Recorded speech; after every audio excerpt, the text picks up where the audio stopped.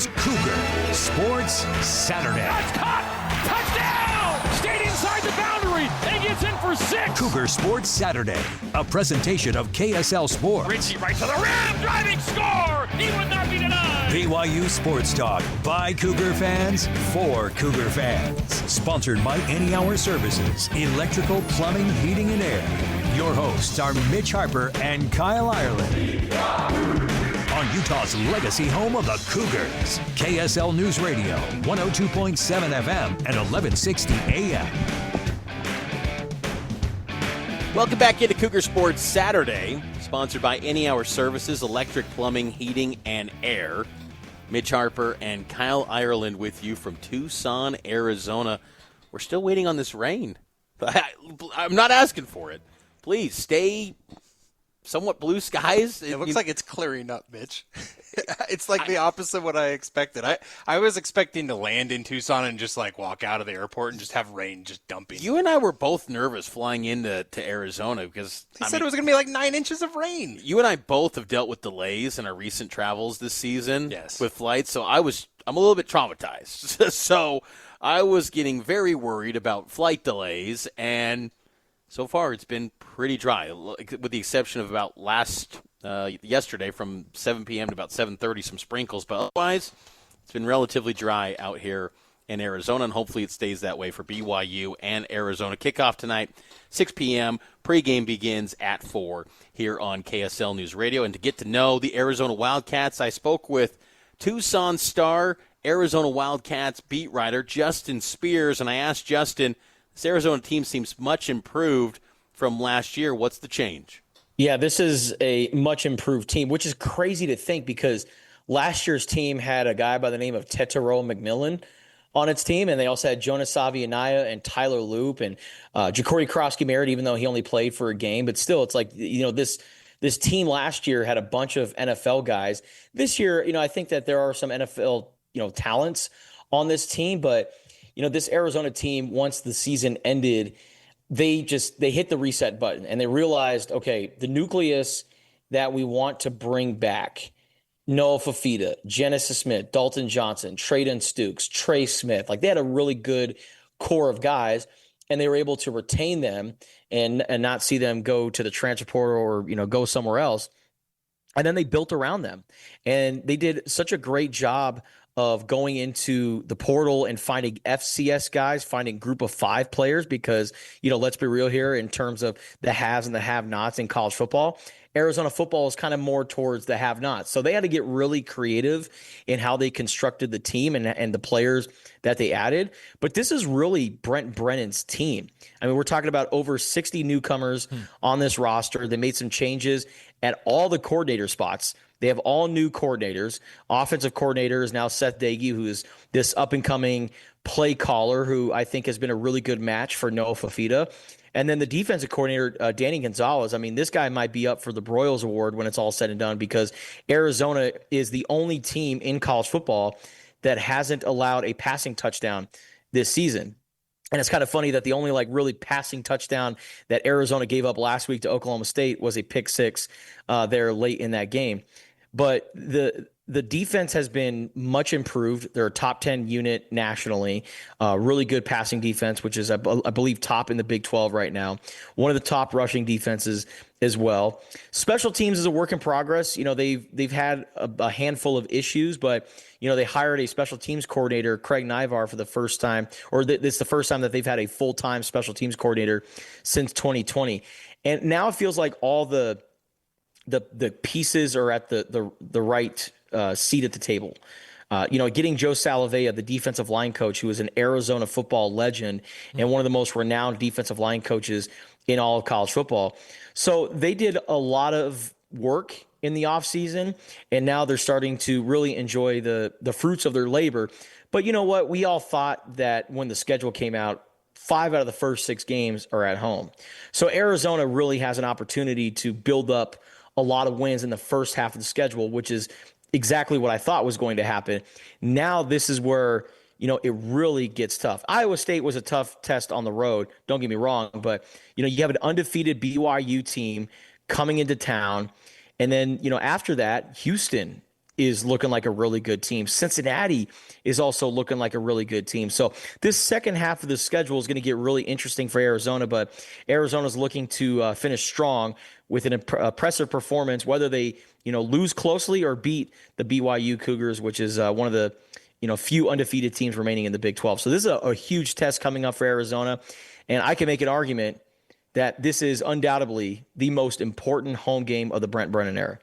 I think for a lot of college football fans nationally, they think of programs out west like BYU, Arizona. They just think solely offensive football. But this matchup's got two good defenses. You've touched on Arizona's got a top 10 defense, BYU as well.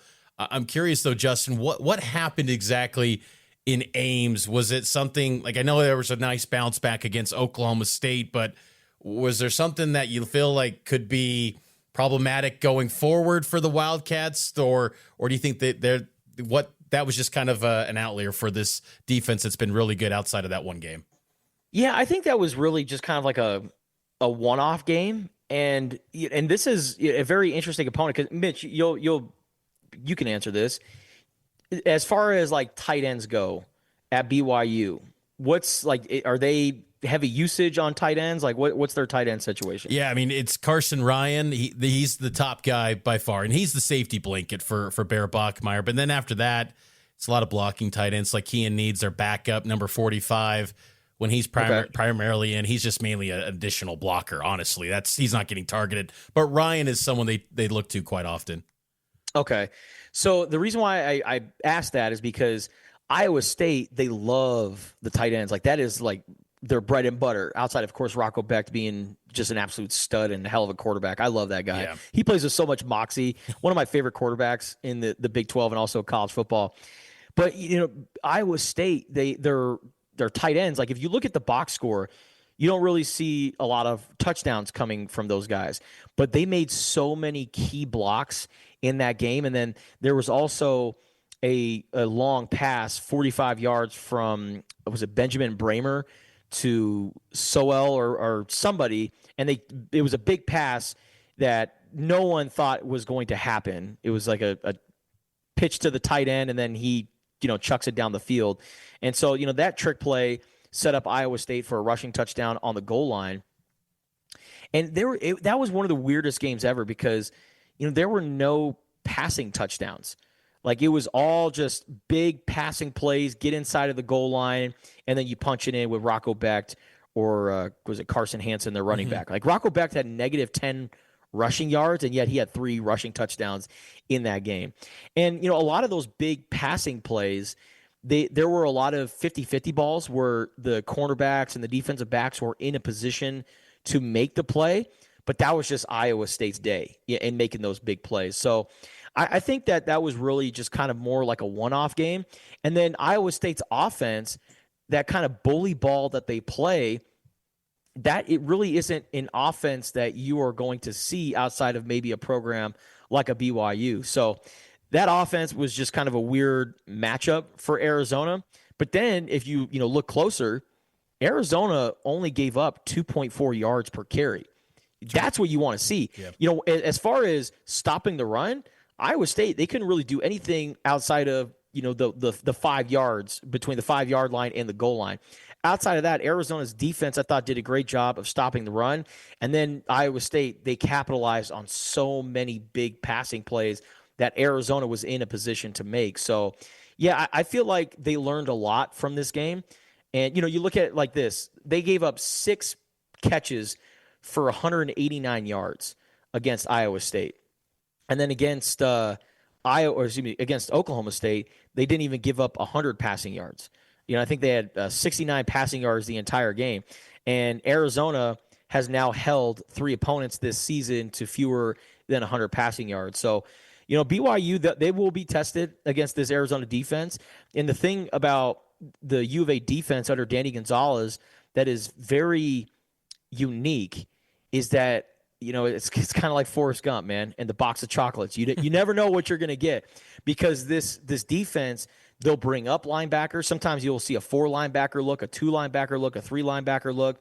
They'll be up on the line of scrimmage, and then they'll drop back or they'll bring the house. they'll blitz cornerbacks like Aiden Garnes or Dalton Johnson or Traden Stukes. So there's a lot of creative blitzes with Danny Gonzalez's defense, a lot of disguised looks that may not look like the picture that you see pre-snap. So Danny Gonzalez, he's kind of like the mad scientist of Arizona's defense right now.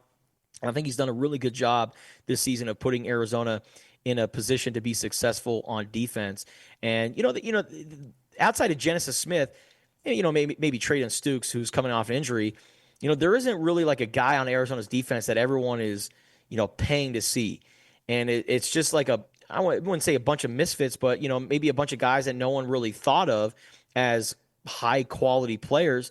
And we're starting to see a lot of these players on Arizona's defensive side of the ball really step up this season. And it's been a collective effort. And, they call it the no-fly zone. This is a defense that has not allowed a passing touchdown all season long. Will that change against BYU's passing attack with Bear Bachmeier? We'll find out coming up on Saturday. But, yeah, this is an Arizona defense that is very creative, a lot of blitzes, very aggressive, and it's worked out so far through the first 5 games. Talk with Justin Spears, Tucson Star and ESPN Tucson. Last thing for you, Justin. This crowd at Arizona Stadium, what's it going to look like? Is it going to be a sellout? I know Cougar fans are going to show up to this game. What number? I don't know yet. I was kind of trying to get a better feel for what the actual turnout's going to be from Cougar fans. But what are we looking at here as far as crowd goes in Tucson? Do you think this thing gets sold out?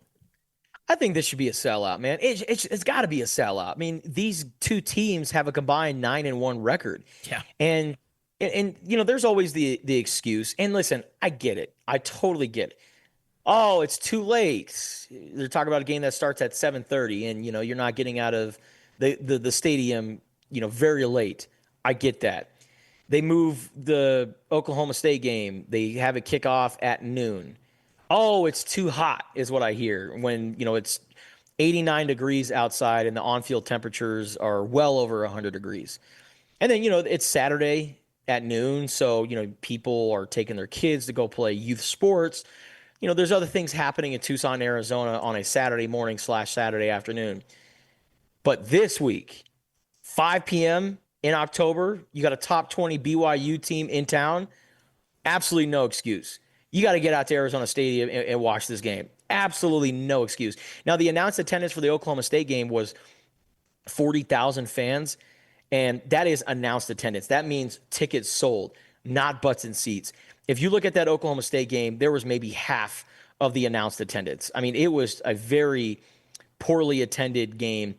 But like I said, it was noon. It was a little warm. It was the first, or it was the earliest game in October since 2016. So, and there's a reason why they don't have day games in the first half of the schedule. There's a reason why all of Arizona's day games, when they do have them, they're always in November. It's because the weather cools off by then, right? They don't want to, put out two teams and you have a heat warning, and it's just you're just asking for a disaster. So there is a reason why Arizona doesn't usually do day games, but this game against BYU at 5 p.m. on national TV, and Arizona and BYU, like they've got some history between these two schools. I mean, Arizona hasn't beaten BYU since that 2008 Las Vegas Bowl, and they lost that season opener in 2016, also 2018, which was the first game of the Kevin Sumlin era, and then in 2021, they kicked off the Jet Fish era in Las Vegas, losing to BYU. And then, of course, as we all know, last year going down to Provo, the Cougars just absolutely took it to the Wildcats. And so these guys have history. I love the idea of, outside of the schools within their state, right? We all know Utah's BYU's biggest rival. ASU will always be Arizona's biggest rival. But these two teams in the proximity and also the history between these two schools, I think it's only right for these two schools to play each other on an annual basis. And then there's a very large contingent of Mormons in Arizona, especially in the East Valley area in Phoenix, like kind of like that Mesa Gilbert area as well. So BYU, they're going to bring their fans. There's going to be a lot of Cougar faithful in Tucson, Arizona for this game. And now it's up to Arizona fans. You got a 4-1 ball club. This is the best start since 2019. You got a top 20 team coming into town. I'm excited for this game. Will it be a sellout? I'm hopeful that it will be, but I will definitely say, as far as butts in seats, not announced attendance, that you'll see well over 40,000 at Arizona Stadium on Saturday. That's Arizona beat writer Justin Spears with the Tucson Star and ESPN Arizona. Appreciate Justin for spending some time with me. Let's take a break. On the other side, we'll get to the history of BYU versus Arizona here on this BYU football game day. Live from Tucson, Mitch Harper, Kyle Ireland here on KSL News Radio.